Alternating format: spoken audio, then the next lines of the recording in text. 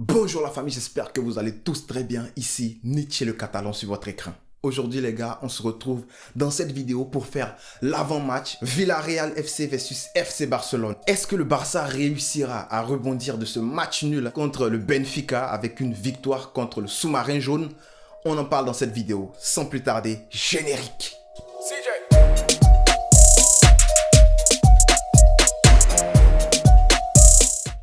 Alors les gars, par rapport à la Liga, vous le savez très bien, le Barça est actuellement 7e au classement. Bon, après le dernier match dans la Liga, en fait, on était 6e. Mais bon, avec tout ce qui s'est passé après, les matchs et tout, le Barça est actuellement 7e. Nous sommes exactement à 10 points derrière le Real de Madrid, qui est actuellement premier.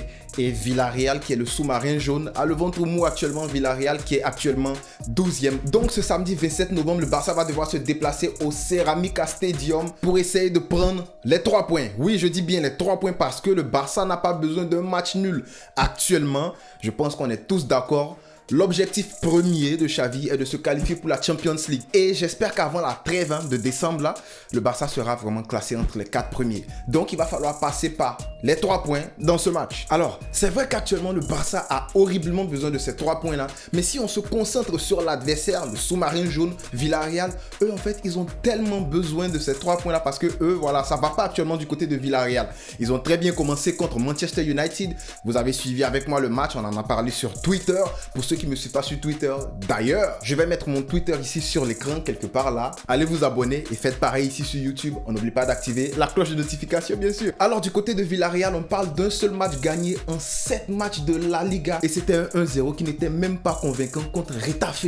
Vous vous imaginez? Donc, avec tout cela, on va parler des head-to-head, de ce qui s'est passé la dernière fois ou les dernières fois que le Barça a rencontré Villarreal. Alors, les 6 dernières rencontres que le Barça a joué contre Villarreal, il y a eu 5 victoires côté Barça et un match nul. Donc ça veut dire qu'actuellement le Barça contre Villarreal, on a un très bon record. Mr. Xavi, j'espère que tu vas t'arranger à ce qu'on gagne ce match là. La saison dernière, le Barça avait écrasé Villarreal 4-0. Et puis le fixture inverse, le match inverse en fait, c'était 2-1 du côté du Barça. Donc la saison dernière en fait, le Barça a été en mesure de plier Villarreal sur les 2 rencontres. Le Barça est unbeaten, le Barça est invaincu contre Villarreal depuis les 26 dernières rencontres. Vous vous imaginez? Et le dernier fait qui est très important par rapport à Barça Villarreal, c'est que des 4 dernières rencontres qu'on a jouées à Ceramica Stadium à Villarreal, le Barça a remporté 3 de ces matchs-là. Mais pas que ça.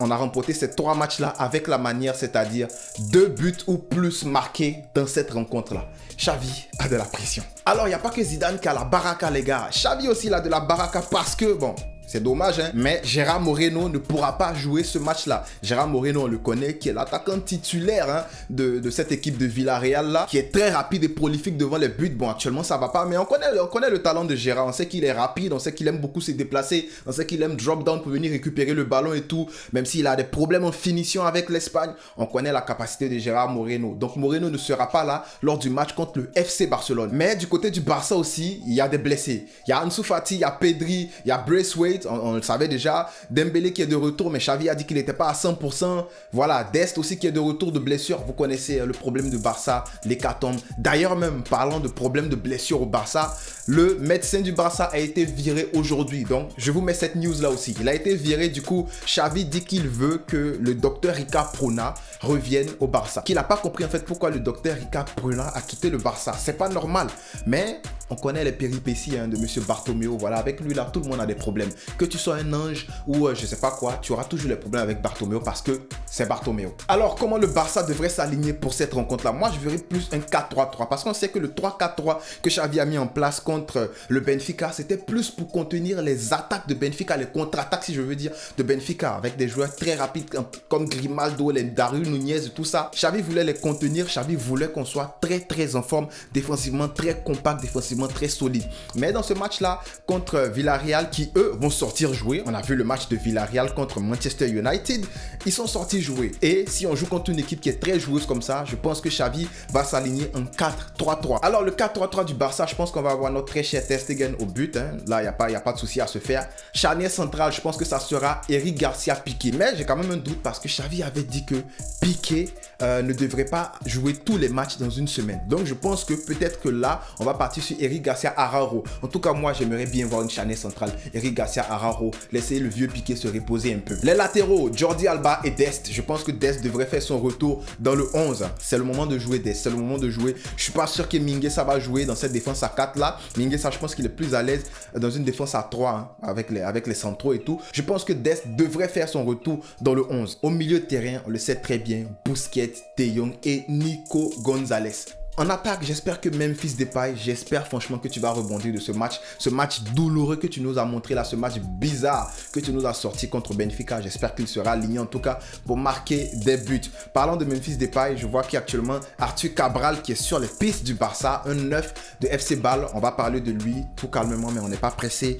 On a vu aussi que Ferran Torres aussi était pisté par le Barça. D'ailleurs même, Alemani est parti à Manchester City avec Ferran Reveter pour voir Ferran Torres. Les Ferran, ils aiment se voir en direct. Mais bref, ils sont partis pour voir Ferran Torres et j'ai l'impression que tout le monde dit, selon Sport Marca et tout le monde affirme que le petit Ferran Torres est prêt à rejoindre le Barça. Donc Memphis Depay, attention à toi, il est temps de commencer à marquer de vrais buts. Alors à gauche, ça ne m'étonnerait pas de voir un Gavi. On a l'habitude de le voir d'un 4-3-3 à gauche de temps en temps parce qu'il joue partout ce petit là. Mais dans l'animation offensive, ça ressemble plus à un double pivot, un 4-2-3-1. Donc, je pense que Gavi devrait commencer ce match là. Oui, il va jouer ce match là. Il sera aligné à gauche sur papier à côté de Depay, mais il ne sera pas ailier. Ça sera une animation offensive avec un 4-2-3-1. Je pense que vous voyez de quoi je parle. À droite, qui d'autre que Eze Abdé. Je pense que Eze Abdé mérite de jouer ce match-là. Il n'a pas pu jouer. On a vu en fait la différence entre Abdé et Demir. Je pense que Abdé mérite de commencer ce match-là contre Villarreal parce qu'il faut plier le match très vite. Donc, ça serait ça pour mon 11. Alors, vous dites-moi en commentaire,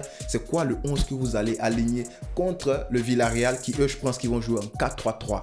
À ne pas oublier, Villarreal, il y a Etienne Capou qui est très en forme, qui a fait une très bonne première mi-temps contre Manchester United. Dani Parejo aussi à surveiller parce que c'est un très bon joueur. Le bon Pau Torres derrière aussi qui est très vif comme attaquant. Je pense ça va être très chaud pour Memphis Depay pour prendre la profondeur devant ce gars. Pau Torres, Raúl Albiol, ça devrait être la charnière qui sera alignée contre le Barça. Donc dites-moi en commentaire les gars, quel 11 vous allez aligner contre eux Villarreal et donnez-moi votre prédiction. Moi je dis que le Barça va gagner 2-0. Allez, clean sheet pour Ter Stegen. Donc voilà, c'est tout pour aujourd'hui les gars. On se retrouve après le match pour un débrief sur cette chaîne Mitchell Catalan. J'espère que le Barça va gagner. On garde le sourire les gars. Visca El Barça. Mitchell Catalan, Mitchell Catalan, Mitchell Catalan, Mitchell Catalan, Mitchell Catalan, je répète, Mitchell Catalan, Mitchell Catalan, je répète, Mitchell Catalan.